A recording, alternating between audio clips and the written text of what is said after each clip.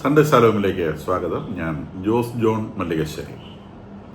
2 ദിവസം മുൻപ് ഹമാസ് ഇസ്രായേലിലേക്ക് 2 മിസൈലുകൾ അയച്ചിരുന്നു.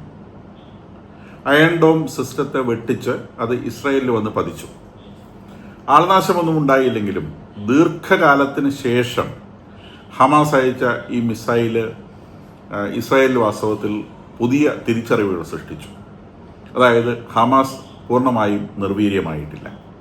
അവരുടെ കയ്യിൽ മിസൈലുകളുണ്ട്. അത് സാധാരണ മിസൈലുകളല്ല, അയൺ ഡോം സിസ്റ്റത്തെ കണ്ണുവെട്ടിക്കാൻ തക്ക ശേഷിയുള്ള മിസൈലുകളുണ്ട്. സ്വാഭാവികമായിട്ടും IDF വളരെ ശക്തമായിട്ട് പ്രതികരിച്ചു. അതുകൊണ്ട് തന്നെ കഴിഞ്ഞ 3 ദിവസമായി ഗാസ റീജിയണിൽ ആളുകൾ തിങ്ങിപ്പാർക്കുന്ന റീജിയണിൽ ഹമാസ് ഔട്ട്ലെറ്റുകൾക്ക് നേരെ, ഹമാസ് കോൺസെൻട്രേഷനുകൾക്ക് നേരെ ഹമാസ് കൂട്ടം കൂടിയിട്ടുണ്ട് എന്ന് അവർ വിചാരിക്കുന്ന സ്ഥലങ്ങളിൽ ശക്തമായ ബോംബിംഗ് നടക്കുകയാണ്. മനുഷ്യ കവചങ്ങളായി ഉപയോഗിച്ചിട്ടുള്ള ആളുകൾ അതിനിടയിലൂടെ മരിക്കുന്നുണ്ട്. അതുകൊണ്ട് തന്നെ ഈ കഴിഞ്ഞ 3 ദിവസം പാലസ്റ്റീനിലെ ഗാസ സിറ്റിയിലെ ഹ്യൂമൻ കാഷ്വാലിറ്റി വളരെ കൂടുതലാണ്. അത് അന്താരാഷ്ട്ര മാധ്യമങ്ങൾ റിപ്പോർട്ട് ചെയ്യുന്നുണ്ട്. അപ്പോൾ എല്ലാവർക്കും ഇത് റിപ്പോർട്ട് ചെയ്ത് പഴകിയത് കൊണ്ടാണ് നമ്മളുടെ മാധ്യമങ്ങളിലൊന്നും അത് വലിയ പുതുമയോടെ കാണാത്തത്. ഉൾപേജുകളിലൊക്കെയാണ് ഈ വാർത്ത വരുന്നത്. അപ്പോൾ ഇതിനെ സംബന്ധിച്ച് കഴിഞ്ഞ ദിവസം അറബ് രാജ്യങ്ങളുടെ ഒരു മീറ്റിംഗ് US ഉണ്ടായിരുന്നു. വേറെ വിഷയങ്ങളെ സംബന്ധിച്ചാണ്, ബിസിനസ്സുമായി ബന്ധപ്പെട്ട ഒരു മീറ്റിംഗ് അറബ് രാജ്യങ്ങൾ ഒന്നിച്ച് അമേരിക്കൻ പ്രതിനിധികളെ കാണാൻ വേണ്ടി വാഷിങ്ടണിൽ എത്തിയിരുന്നു. അപ്പോൾ അവിടുത്തെ അറബ് പ്രതിനിധികളെ വാൾസ്ട്രീറ്റ് ജേർണലിൻ്റെയും ന്യൂയോർക്ക് ടൈംസിൻ്റെയും ലേഖകന്മാരെ സമീപിച്ച് അവരുടെ മുൻപിൽ ഒരു ചോദ്യം വെച്ചു. അവർ വെച്ച ചോദ്യം ഇതാണ്: ഈ യൂറോപ്യൻ രാജ്യങ്ങളൊക്കെ ഈ ഗാസ വിഷയത്തെ സംബന്ധിച്ച് ഇത്ര ശക്തമായി പ്രതികരിക്കുമ്പോഴും നിങ്ങൾ എന്തുകൊണ്ട് മിണ്ടുന്നില്ല? അറബ് രാജ്യങ്ങളിൽ നിന്ന് കാര്യമായ ഒരു പ്രതികരണവും ഈ കാര്യത്തിൽ ലഭിക്കുന്നില്ല. അവർ മീഡിയേഷന് ശ്രമിക്കുന്നുണ്ട്. ഖത്തറിന്റെ നേതൃത്വത്തിൽ ഖത്തറും ഈജിപ്തും ചേർന്ന് മീഡിയേഷന് ശ്രമിക്കുന്നുണ്ട് എന്നുള്ളത് ശരി. എന്നിരുന്നാലും ശരി, ബാക്കിയുള്ള അറബ് രാജ്യങ്ങളൊക്കെ ഇക്കാര്യത്തിൽ സൈലന്റ് ആണ്. ഈ ഖത്തറും ഈജിപ്തും തന്നെ ആയിക്കോട്ടെ, അവർ ഇക്കാര്യത്തിൽ ഒരു വാശിയും കാണിക്കുന്നില്ല. അവരൊരു മീഡിയേഷന് വേണ്ടി മാത്രമാണ് ശ്രമിക്കുന്നത്.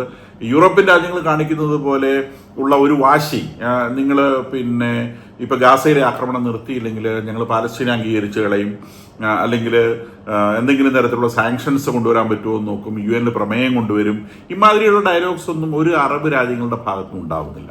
അപ്പൊ എന്തുകൊണ്ടാണ് ഇങ്ങനെ ഒരു നീക്കം, അല്ലെങ്കിൽ ഇങ്ങനെ ഒരു ഐഡിൽനെസ്, അശ്രദ്ധമായ ഒരു കാര്യം? നിങ്ങൾ എന്തുകൊണ്ട് പാലസ്തീനെ ശ്രദ്ധിക്കുന്നില്ല? നിങ്ങളുടെ തൊട്ടടുത്ത് സംഭവിക്കുന്ന കാര്യമാണ്. നിങ്ങളുടെ മാതിരി തന്നെ അറബ് വംശജരാണ്, എന്തുകൊണ്ട് നിങ്ങൾ പ്രതികരിക്കുന്നില്ല?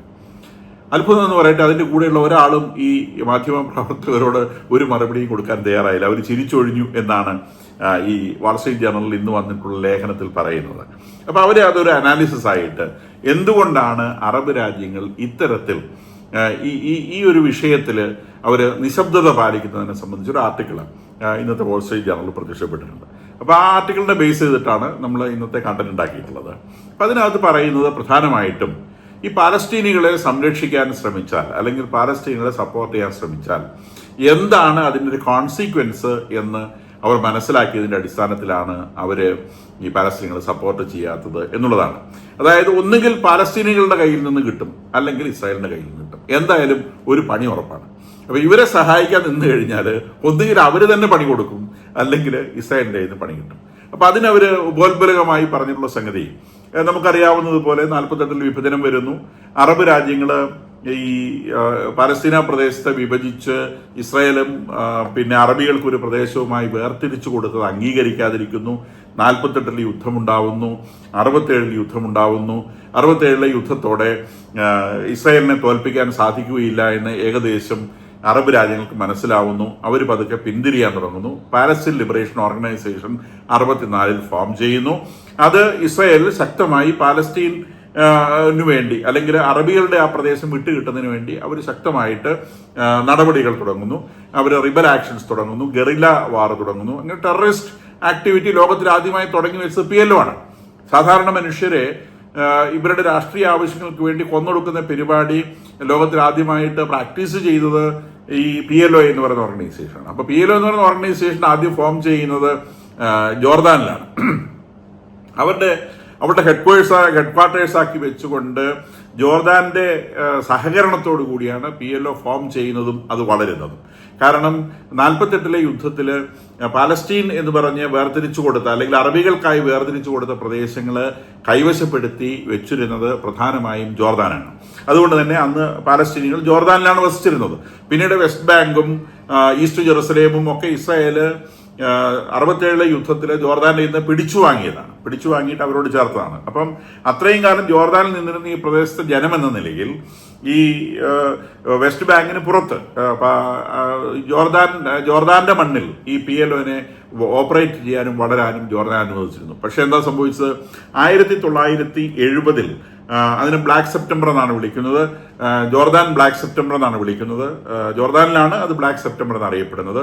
സെപ്റ്റംബർ മാസത്തിൽ ഈ PLOയുടെ നേതൃത്വത്തിൽ അവിടുത്തെ രാജാവിനെതിരെ റെബലിയൻ സംഘടിപ്പിക്കപ്പെട്ടു. PLO ഈ പാലസ്തീനികൾ തന്നെ, അല്ലെങ്കിൽ പാലസ്തീൻ ലിബറേഷൻ ഓർഗനൈസേഷന്റെ നേതൃത്വത്തിൽ ജോർദാനിലെ റിബലുകളെ കൂടി ചേർത്തുകൊണ്ട് പാലസ്തീൻ രാജാവിന് നേരെ ഒരു വധശ്രമത്തിലേക്ക് നീങ്ങത്തക്ക രീതിയിലുള്ള വലിയ ഒരു റിബലിയൻ ഉണ്ടായി. അതിനെയാണ് അവിടെ ജോർദാൻ ബ്ലാക്ക് സെപ്റ്റംബർ എന്ന് വിളിക്കുന്നത്. പക്ഷെ രാജാവിനും രാജാവിന്റെ സേനയ്ക്കും അതിനെ അതിശക്തമായി അടിച്ചമർത്താനും അതോടുകൂടി PLOനെ അവിടുന്ന് ചവിട്ടി പുറത്താക്കാനും അവർക്ക് സാധിച്ചു. അപ്പൊ അന്ന് തന്നെ അവിടുന്ന് പണി കിട്ടി, ജോർദാൻ പഠിച്ചു, യുവന്മാരുടെ കൂടെ നിന്ന് കഴിഞ്ഞാൽ അത് നമുക്ക് പാരയാവും, നമ്മുടെ രാജ്യത്ത് ഒരു പ്രശ്നം ഉണ്ടാകും.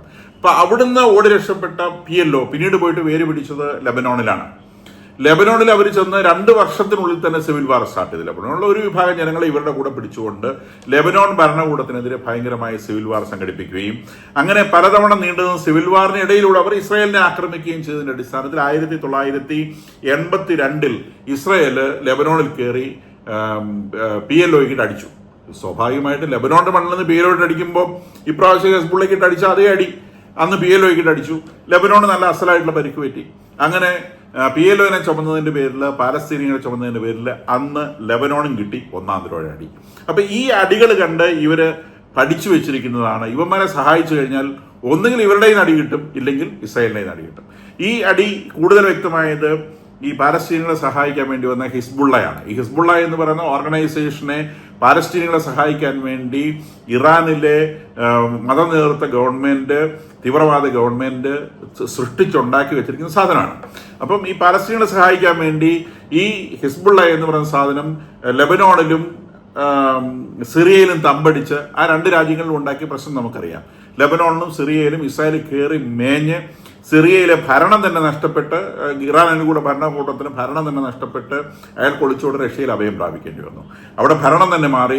അത് ഒരു അമേരിക്കൻ അനുകൂല ഭരണം അവിടെ വരികയും ഇസ്രായേലിന് അവിടെ വേണ്ടതുപോലെ ഓപ്പറേറ്റ് ചെയ്യാനുള്ള അവസരം ഉണ്ടായിരുന്നു. ലെബനോണിലും ഇതേ കാര്യങ്ങൾ സംഭവിച്ചു. ഹിസ്ബുള്ളയെ കൊല്ലാൻ വേണ്ടി ലെബനോണിൽ തലങ്ങും വിലങ്ങും ബോംബ് ചെയ്ത് ഹിസ്ബുള്ളയെ തകർത്തു എന്ന് മാത്രമല്ല, ലെബനോണിലെ ഭരണ സംവിധാനങ്ങൾ ഇസ്രായേൽ പറയുന്നത് പോലെ, അമേരിക്ക പറയുന്നത് പോലെ നടക്കുകയുള്ളൂ എന്ന ലെവലിലേക്ക് അത് പോയി.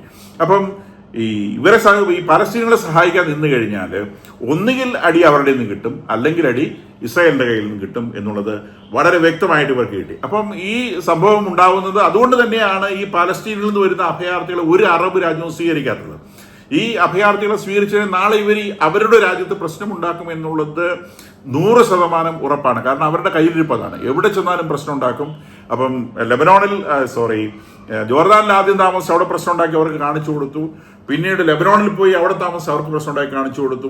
ചെല്ലുന്നിടത്ത് മുഴുവൻ ഒരു പ്രശ്നം ഉണ്ടാക്കും.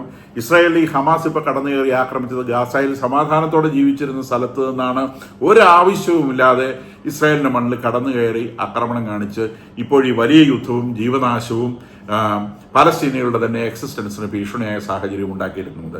ഈ സാഹചര്യത്തിൽ പോലും ഒരു അറബ് രാജ്യവും ഒരു പാലസ്തീനിയെ പോലും സ്വീകരിച്ച് തങ്ങളുടെ നാട്ടിൽ താമസിപ്പിക്കാൻ തയ്യാറല്ല. അതിന്റെ കാരണം അവര് അനുഭവങ്ങളുടെ വെളിച്ചത്തിൽ നിന്ന് പഠിച്ചുകൊണ്ടാണ്. യൂറോപ്പിന് ഈ അനുഭവം ഇല്ലാത്തത് കൊണ്ടാണ് ഈ അറബ് അഭയാർത്ഥികളെ യൂറോപ്പ് സ്വീകരിച്ചതും ഇന്ന് അവർ പെട്ടിരിക്കുന്ന വലിയ കെണിയിൽ പോയി ഒരു പെട്ടത്. അന്നും അറബ് രാജ്യങ്ങൾ പലതവണ യൂറോപ്യൻ നേതാക്കന്മാരോട് സൂചിപ്പിക്കുന്നുണ്ട്, ഒരു കാരണവശാലും അറബ് അഭയാർത്ഥികളെ, അത് പാലസ്തീനിൽ നിന്നുള്ളതായിക്കൊള്ളട്ടെ, സിറിയയിൽ നിന്നുള്ളതായിക്കൊള്ളട്ടെ, ടർക്കിയിൽ നിന്നുള്ളതായിക്കൊള്ളട്ടെ, ഏത് പ്രദേശത്തുള്ള അഭയാർത്ഥികളാണെങ്കിലും അറബ് രക്തമുള്ള അഭയാർത്ഥികളെ സ്വീകരിച്ചാൽ നിങ്ങൾ കുടുങ്ങും, നിങ്ങൾ ചീപ്പ് ലേബറിന് വേണ്ടി അവരെ സ്വീകരിച്ചാൽ നിങ്ങൾ കുടുങ്ങും എന്ന് പലതവണ യൂറോപ്യൻ രാജ്യങ്ങൾക്ക് വാണിംഗ് കൊടുത്തതാണ്. യൂറോപ്യൻ രാജ്യങ്ങൾ ചീപ്പ് ലേബറിന് വേണ്ടി യുവമാരെ അഭയാർത്ഥികളായി സ്വീകരിച്ച് അവിടെ താമസിപ്പിച്ചതാണ്. ഇന്ന് ബ്രിട്ടനും ജർമ്മനിയും ഒക്കെ ഇവരെ കൊണ്ട് അനുഭവിക്കുന്ന ബുദ്ധിമുട്ട് അറബ് രാജ്യങ്ങൾ നേരത്തെ അനുഭവിച്ച് പഠിച്ചതാണ്. അതുകൊണ്ടാണ് അറബ് രാജ്യങ്ങൾ ഇവർക്ക് വേണ്ടി ശബ്ദമുയർത്താത്തത് എന്നാണ് ഈ ആർട്ടിക്കിളിൽ അവർ പറഞ്ഞു വയ്ക്കുന്നത്. അല്ലെങ്കിൽ തന്നെയും അഭയാർത്ഥികൾക്ക് വേണ്ടി അല്ലെങ്കിൽ അഭയം ചോദിക്കുന്നവർക്ക് വേണ്ടി പ്രവർത്തിക്കുന്ന ഒരു ശീലം അറബ് രാജ്യങ്ങൾക്ക് ഇല്ലെന്നുകൂടി ആ ലേഖനത്തിൽ പറഞ്ഞു വയ്ക്കുന്നുണ്ട്. അതിന് ഉദാഹരണമായി അവർ പറയുന്നത് കുർദുകളെയാണ്. ഈ കുർദുകൾ എന്ന് പറയുന്ന കാറ്റഗറി മലവാസികളാണ്. ഇവരുടെ മലപ്രദേശം പരന്നു കിടക്കുന്നത് 4-5 രാജ്യങ്ങളിലായിട്ടാണ്. അങ്ങ് ടർക്കി മുതൽ ഇറാൻ, ഇറാഖ്, സിറിയ, ജോർദാൻ ഇത്രയും സ്ഥലങ്ങളിലായിട്ട് കുർദുകൾ ഇങ്ങനെ പരന്നു കിടക്കുകയാണ്. That is Turkey, Iran, Iraq, Syria and Yemen. Jordan അല്ല, യമനാണ്. അപ്പൊ ഇത്രയും രാജ്യങ്ങളിൽ ഒരു സെയിം പർവ്വതമാണ്. അതിന്റെ ഇങ്ങനെ പല രാജ്യങ്ങളിലായിട്ട് റായുടെ ഷേപ്പിൽ ഇങ്ങനെ കിടക്കുകയാണ്. അതിന്റെ മുകളിൽ വസിക്കുന്ന ഇവർക്ക് കുർദിസ്ഥാൻ എന്ന് പറയുന്ന ഒരു രാജ്യം ഏകദേശം 1950-കൾ മുതൽ പ്രോമിസ് ചെയ്യപ്പെട്ട ഒരു രാജ്യമാണ്. അത് ഇവരെല്ലാവരും കൂടെ ഈ പറഞ്ഞ രാജ്യങ്ങളെല്ലാം കൂടെ വീതം വെച്ചെടുത്ത് അവിടെ കിട്ടുന്നില്ല. ഇവർ റിബലിയൽ ഓപ്പറേഷൻ ഈ രാജ്യങ്ങളിലെല്ലാം നടത്തുന്നുണ്ട്. പാലസ്തീനികൾ മരിക്കുന്നതിനെ കഴിഞ്ഞും കൂടുതൽ ആളുകൾ ഈ പറഞ്ഞ രാജ്യങ്ങളിലെ പട്ടാളവുമായി ഏറ്റുമുട്ടി മരിക്കുന്നുണ്ട്. ഇതിനെക്കുറിച്ച് ആരും മിണ്ടുന്നില്ല. കാരണം ഇതിൽ കൊല്ലുന്നവരും മുസ്ലിങ്ങളാണ്, മരിക്കുന്നവരും മുസ്ലിങ്ങളാണ്. ആർക്കും പരാതിയില്ല. അപ്പോൾ അവർക്കും സ്വന്തമായി രാജ്യമില്ലാത്തവരാണ്. അവര് ഈ രാജ്യങ്ങൾ കൊണ്ട് അടിച്ചമർത്തപ്പെട്ട് ജീവിക്കുന്നവരാണ്. ഈ പറയുന്ന പാലസ്തീനികൾ അനുഭവിക്കുന്ന എല്ലാ പ്രശ്നങ്ങളും ഈ പറഞ്ഞ കുർദുകളും അനുഭവിക്കുന്നുണ്ട്. ലോകത്തിൽ ആർക്കും ശ്രദ്ധയില്ല.